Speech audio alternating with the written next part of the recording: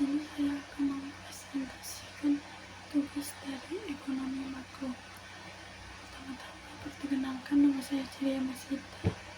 Jadi saya dari SP 2B.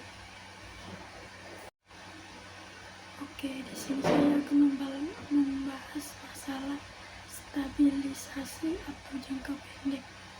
Masalah ini berhubungan dengan keseimbangan ekonomi dalam waktu singkat dan seringkali memerlukan kebijakan makroekonomi untuk mengatasinya. Yang pertama, inflasi atau kenaikan harga dan jasa secara terus-menerus yang dapat menurunkan daya beli masyarakat. Kedua, pengangguran. Ketiga, banyak tenaga kerja yang ingin bekerja tetapi tidak mendapatkan pekerjaan, yang bisa berdampak pada penurunan kesejahteraan sosial. Yang ketiga yaitu pembayaran. Ketidakseimbangan antara transaksi ekonomi suatu negara dengan negara lain, seperti defisit perdagangan yang terjadi ketika impor lebih besar dari ekspor. Yang kedua, masalah pertumbuhan atau jangka panjang. Masalah ini berkaitan dengan faktor-faktor mempengaruhi perkembangan ekonomi suatu negara dalam jangka panjang. Yang pertama, pertumbuhan penduduk, yaitu kenaikan jumlah penduduk yang bisa menjadi sumber tenaga kerja tetapi tidak dikelola dengan baik dapat menyebabkan masalah sosial dan ekonomi. Yang kedua, kapabilitas kemampuan suatu negara dalam memproduksi barang dan jasa yang ditentukan oleh teknologi, tenaga kerja, dan sumber daya alam.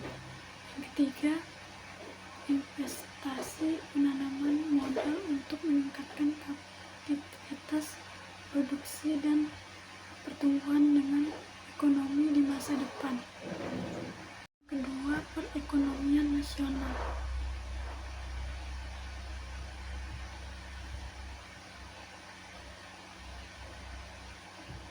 Perekonomian nasional ada dua, yaitu pendapatan dan produk nasional. Yang pertama, pendapatan nasional adalah total pendapatan yang diperoleh oleh seluruh faktor produksi seperti tenaga kerja dan modal dalam suatu negara dalam jangka waktu tertentu, biasanya 1 tahun. Ini mencerminkan tingkat kesejahteraan ekonomi suatu negara. Yang kedua, produk nasional adalah nilai total barang dan jasa yang dihasilkan oleh faktor produksi milik warga negara, baik berada maupun luar negeri dalam periode tertentu. Contoh produk nasional bruto PNB atau GNP mencakup produksi oleh warga negara meskipun dilakukan di luar negeri. Yang ketiga, kesempatan kerja adalah presentasi tenaga kerja yang bekerja dibanding dengan totalitas angkatan kerja dalam suatu negara. Semakin tinggi tingkat kesempatan kerja, semakin rendah tingkat pengangguran. Yang keempat, tingkat harga adalah rata-rata harga dan jasa dalam suatu perekonomian pada suatu periode tertentu. Perubahannya diukur dengan identitas harga seperti indeks harga konsumen, yaitu IHK, yang mencerminkan inflasi dan deflasi. Yang terakhir yaitu neraca pembayaran, adalah catatan sistematis tentang semua transaksi ekonomi antara suatu negara dengan negara lain dalam periode tertentu. Neraca ini mencakup neraca perdagangan, ekspor impor secara jasa, neraca modal, dan neraca finansial. Dan yang ketiga yaitu pelaku ekonomi. Pelaku ekonomi dibagi menjadi 5, yaitu rumah tangga, produsen, pemerintah, lembaga keuangan, dan negara lain.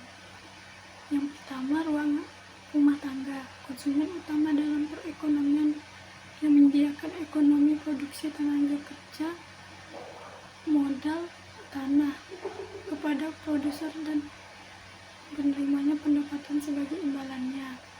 Yang kedua, produsen, yaitu perusahaan atau individu yang menghasilkan barang dan jasa untuk memenuhi kebutuhan masyarakat dan memperoleh keuntungan. Yang ketiga, pemerintah, yaitu mengatur perekonomian melalui kebijakan fiskal dan moneter, menyediakan layanan publik serta mengatur distribusi pendapatan dan stabilitas ekonomi. Yang keempat, lembaga keuangan, yaitu bank dan institusi keuangan lainnya yang berperan dalam mengelola aliran uang, memberikan pinjaman, menerima tabungan, serta membantu investasi dalam perekonomian. Yang terakhir, negara lain, yaitu berinteraksi melalui perdagangan internasional, ekspor impor, investasi asing, serta aliran modal dan tenaga kerja yang mempengaruhi perekonomian domestik. Dan yang keempat, pasar. 4 pasar ini memiliki contoh,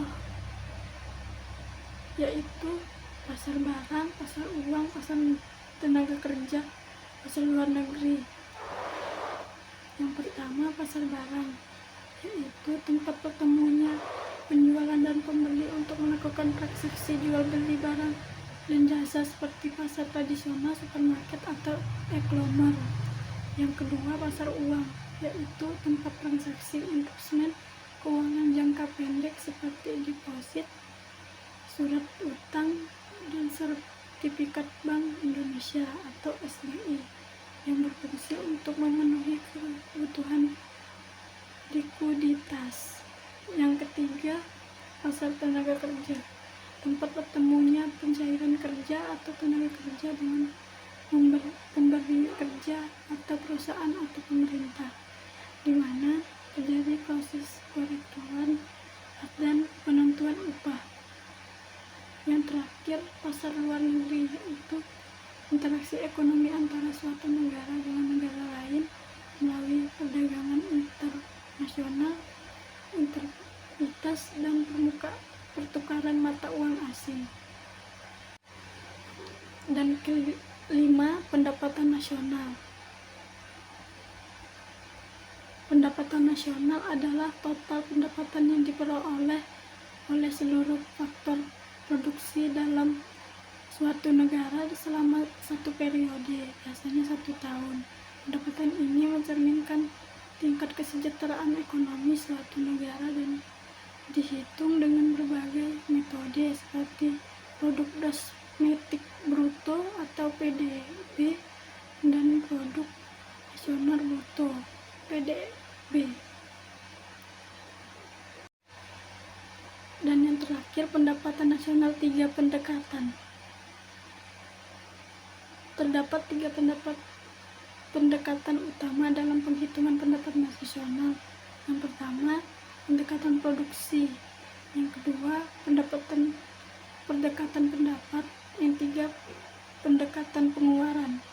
Yang pertama, pendekatan produksi, yaitu menghitung pendapatan nasional berdasarkan total nilai tambahan dari seluruh barang dan jasa yang dihasilkan dalam suatu negara selama satu periode. Yang kedua, menghitung pendapatan nasional berdasarkan total pendapatan yang diperoleh dari faktor produksi seperti upah, sewa, bunga, dan laba. Yang ketiga, pendekatan pengeluaran, yaitu menghitung pendapatan nasional berdasarkan total pengeluaran dari beberapa sektor ekonomi, yaitu konsumsi rumah tangga, investasi, pengeluaran pemerintah, serta ekspor neto. Ekspor dikurangi impor.